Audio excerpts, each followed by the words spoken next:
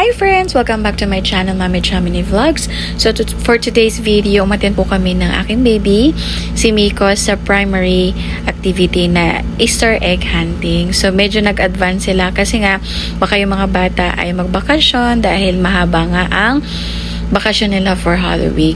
So, ayan, kinakalma muna sila, no, para makapag-participate sila ng mabuti sa activity. Siyempre, pag alam natin na bata, medyo hyper. Kagaya nito, ayan, patayo-tayo, pabaril-baril lang, ganyan. Tapos ito na nga, tumulong na rin ako magtago ng mga egg para hahanapin to ng mga bata. Tapos, susulatan nila or dodrawingan nila ito. So, napakasaya talagang activity ito. At alam nyo ba kung bakit egg ang ginagamit kapag Easter Sunday? Kasi kapag nabasag daw po yung itlog, may lalabas po siya na egg yolk. Yan po ay simbolo na pagkabuhay na muli or rebirth. During this time, may pinapanood po kami na video, and that video is all about Jesus Christ, ano?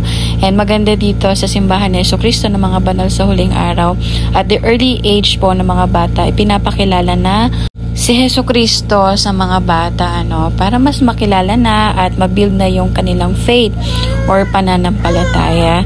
So, ayan na, nagkaroon na rin sila ng simple games, at ayan ang aking baby, nakikinig din. Meron ngang kasabihan na teach them while they are young so that they will live to remember.